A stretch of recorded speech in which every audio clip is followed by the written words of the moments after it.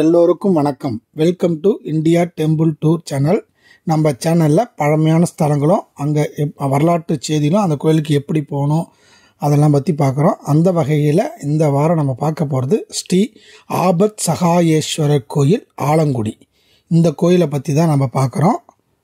இந்த கோயிலை பார்க்கறதுக்கு முன்னாடி என்னுடைய சேனலை இதுவரையும் சப்ஸ்கிரைப் பண்ணாதுங்க, கொஞ்சம் சப்ஸ்கிரைப் பண்ணிவிடுங்க. பக்கத்தில் உள்ள பெல் பட்டனை அழுத்தி தொடர்ந்து ஒரு என்னுடைய பதிவில் நீங்கள் பார்க்கலாம். சீரார் கழலே தொழு வீர் இது செப்பீர் வாரார் முளை மங்கையோடும் உடன் ஆகிய ஏறார் இரும்பூலை இடங்கொண்ட ஈசன் காரார் கடல் நஞ்சமுது உண்ட கருத்தே என திருஞான சம்பந்தரால் பாடப்பெற்ற ஸ்தலம் இந்த ஸ்தலம். தேவார பாடல் பெற்ற 276 சிவஸ்தலங்களில் இந்த ஸ்தலம் 161வது ஸ்தலமாகும்.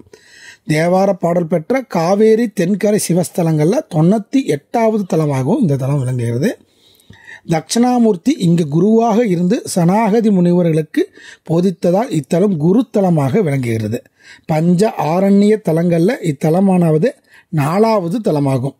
பூளை வனம் மாலை நேரத்து வழிபாட்டுக்கு உகந்தது. இந்த கோயிலுடைய அமைப்பு அப்படின்னு பார்க்கும்போது ஆபத் சகாயேஸ்வரர் திருக்கோயில் 5 நிலைகளை கொண்ட ராஜகோபுரத்துடன் ஊரின் நடுவே கம்பீரமாக காட்சியளிக்கிறது. ராஜகோபுரத்தை ஒட்டி கலங்காமல் காத்த விநாயகர் சன்னதி முதல் பிரகாரத்தில் இருக்கிறார்.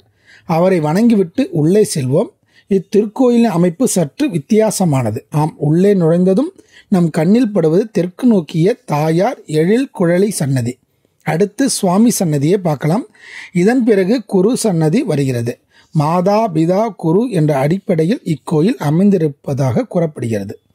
கோயிலின் உள் பிரகாரத்தில் முருகன், லக்ஷ்மி, நால்வர், சூரியேசர், சோமேசர், குரு சோமேஸ்வரர், சோமநாதர், சப்த ரிஷிநாதர், விஷ்ணுநாதர், பிரம்மேஸ்வரர் ஆகிய சப்த லிங்கங்களோடு காசி விஸ்வநாதர், விசாலாட்சி, அகத்தியர் முதலியோரும் இருக்கிறார்கள். இறைவன் சன்னதி முன் பலிபீடம், கொடிக்கம்பம் மற்றும் செப்பு திரும்பியுடன் நந்தி உள்ளார். ஆப்த சகாயேஸ்வரர் கிழக்கு நோக்கிய சன்னதியில் அருள்பாலிக்கிறார். குரு தட்சிணாமூர்த்தி இங்கு குருவாக இருந்து சனாகதி முனிவருக்கு போதித்துள்ளார். இக்கோயிலில் குரு தட்சிணாமூர்த்தியை 24 முறை வலம் வந்து 24 நெய் தீபங்கள் ஏற்றியும் வழிபட குரு தோஷங்கள் நீங்கி நன்மை பெறலாம். முல்லை மலர் அர்ச்சனை, மஞ்சள் வஸ்திரம் சாற்றுதல், கொண்டைக்கடலை, சர்க்கரை பொங்கல் நிவேதனங்களுடன் நாம் அர்ச்சனை, பாலாபிஷேகம் மற்றும் குரு ஹோமம் செய்தால் சகல தோஷங்களும் நீங்கி குரு பகவான் அருள் புரிவார் என்பது ஐதீகம். அம்மன் இங்கு தவம் இருந்து இறைவனை திருமணம் செய்து கொண்டார். தட்சிணாமூர்த்திக்கு உற்சகமூர்த்தியாக உள்ள ஒரே தலம் இந்த தலம். தல வரலாறு அப்படின்னு பார்க்கும்போது 63 நாயன்மார்களில் ஒருவரான சுந்தர இத்தலத்திற்கு வரும்போது வெட்டாறு வெள்ளம் பெருக்கில் ஆபத் சகாயரை ஓடக்காரராக வந்து கரையேற்றி காட்சி தந்தார் என்பது வரலாறு. ஓடம் நிலை தடுமாறி பாறையில் மோதிய போது காத்த விநாயகர், கலங்காமல் காத்த விநாயகர் என்ற இத்தலத்தில் போற்றப்படுகிறது. தேவர்களை காக்க வேண்டி ஆலகால விஷத்தை இறைவன் அருந்தி காத்தருளியதால் இவ்வூருக்கு ஆலங்குடி என்ற பெயர் வந்ததாகவும் சொல்லப்படுகிறது. இங்குள்ள மூலவர் ஆபத் சகாயேஸ்வரர் சுயம்பு லிங்கமாக அருள்பாலிக்கிறார். தட்சிணாமூர்த்தி சன்னதியை ஒட்டி உற்சவர் சிலைகள் இருக்கும் இடத்தில் சுந்தரர் சிலை இருக்கிறது. இந்த சிலையை திருவாரூரில் இருந்து ஒளித்து எடுத்து வந்த அர்ச்சகர் காவலர்களிடம் இருந்து தப்பிக்க அம்மை கண்ட தன் குழந்தையை எடுத்து சொல்வதாக கூறினார். ஆலங்குடி வந்து பார்த்தபோது சிலைக்கே அம்மை போட்டிருந்தது. இப்போதும் இங்குள்ள சுந்தர சிலையில் அம்மை தழும்புகள் இருப்பதை காணலாம். விழாக்கள் அப்படின்னு பார்க்கும்போது ஆலங்குடி ஆபத் சகாயேஸ்வரர் கோயிலில் மகா குரு வாரத்தன்று புனித நீர் கொண்டு வருவதும், பஞ்சமுக தீபாராதனுடைய மாசி மாத கடைசி குருவாரத்தன்று சங்காபிஷேகமும் விசேஷ அபிஷேக அலங்கார ஆராதனைகளும் நடைபெறுகிறது.